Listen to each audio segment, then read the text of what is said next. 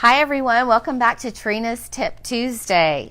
You guys probably saw on Facebook and Instagram this week that we're going to be talking about Florida's Amendment 2. And it's going to be on the ballots in November. And Amendment 2 is also known as the permanent cap on non-homestead assessment increase amendment, right? Perfect. Okay, good. I did it good. As a realtor, I've been getting a lot of questions about this amendment because it has the word homestead in it and it has to do with your tax bill. So I wanted to talk with you guys, just merely educating you on the topic and share things that I've learned about this as a realtor. And today we're joined by Brent Anderson. He's with Amendment 2 and he's going to be answering some questions about the amendment, what it means for homeowners, and how you can get in contact with him if you have more questions. Yep. So, hi Brent. Hi. I feel like we're on Mr. Rogers. Like, you know how you get to sit in the chairs on it? He's probably too young for Mr. Rogers' Neighborhood. Do you remember that? Kind of. And there's a new movie out about it right now in theaters, which is kind of why I've heard of it before. Okay, well, I want you to go see it, and so then you'll know what I'm talking about. Okay. So I have a couple questions for you. First off, introduce yourself and tell everybody what you do. So my name is Brent Anderson. I am the Panhandle coordinator for the Everybody is for Amendment 2 campaign. Our campaign is solely a campaign to educate and inform the public about why voting yes on Amendment 2 in November is so important to everyone. Okay, great. Well, thank you. So for anyone who doesn't know, what exactly is Amendment 2? So back in 2008, when Save Our Homes first became a thing, and there was a homestead exemption and a homestead tax cap and a non-homestead tax cap. The 3% homestead tax cap was permanent from day one. The non-homestead tax cap had a 10-year sunset provision in it. We're now in year 10. That went fast. Yeah, it went really fast. Yeah. So our amendment not only makes that law permanent, but it keeps it in place. So for example, if our amendment doesn't pass, that law goes away and will not be on the books anymore. So that cap disappears. Ours will make it permanent. We'll never have to vote on it again. Okay, so what's the catch? There is no catch. There is no catch. The nice part about our amendment is the state house and the state senate actually were the people who put our amendment on the ballot. So our amendment is only 60 words long, including the title. All it does is keeps in this 10% non-homestead property tax cap. There's nothing else attached to it. There's no other bits and pieces that were thrown at the end. Simple, 60 words down to the point, no catch, just keeps in place the current 10% non-homestead property tax cap. No hidden stuff in there. No hidden stuff at all. Okay, so why should a current homeowner care about this? So homeowners won't be affected directly by this amendment. Homeowners will be drastically affected indirectly, though.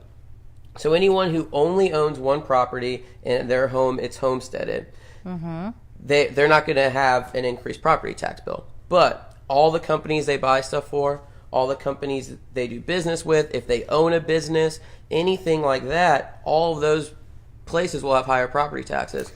Higher property taxes will then lead to higher costs for goods and services for the homeowners in different communities. Yeah, that would stink. Okay, so what about renters? Like, how would it affect a renter? Same way? Yes and no.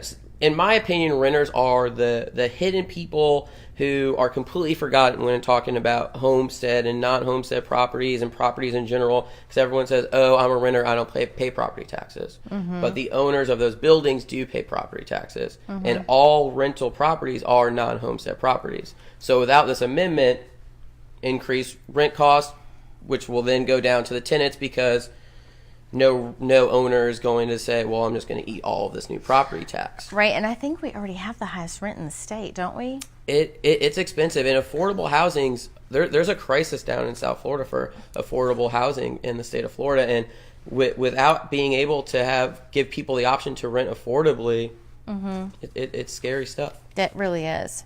So how would this affect local businesses or the local community?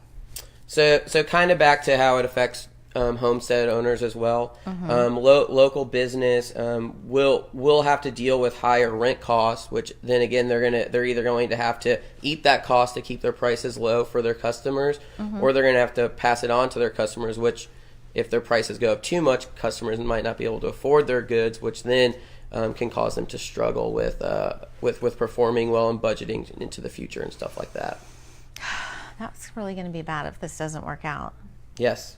It literally, our phrase, everybody is for two, because Amendment 2 is for everybody. It's true. It really affects everybody. It really affects everybody. Okay. So when do we vote on the amendment? November 6th. Everyone needs to go out and vote yes on Amendment 2 in November 6th. Okay. And if I vote by mail, do I get to vote on the amendment? Yes.